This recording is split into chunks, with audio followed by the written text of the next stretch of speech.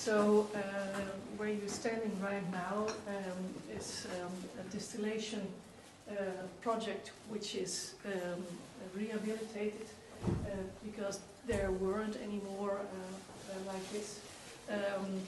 This installation doesn't work like it was before 1880. Oh wow! So that's a really, really antique installation. It still works. There are some people here in the museum who still know how to do that. They had to reinvent it, of course. So how does it work? They start making a mash in two of those casks over there. A mash from rye and malted barley. Okay. And because they started with very hot water, boiled in one of the pot stills over there, the enzymes in the malted barley start to work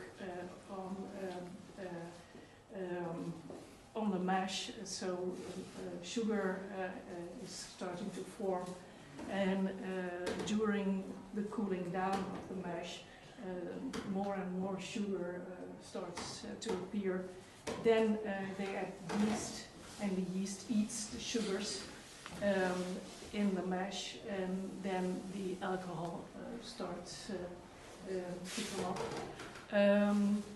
It takes about 3 or 4 days for the whole process, and then about 6% alcohol is formed. And then they start distilling. They do that 3 times. So the first distilling they call the ruw knot, which is a very rough distillation.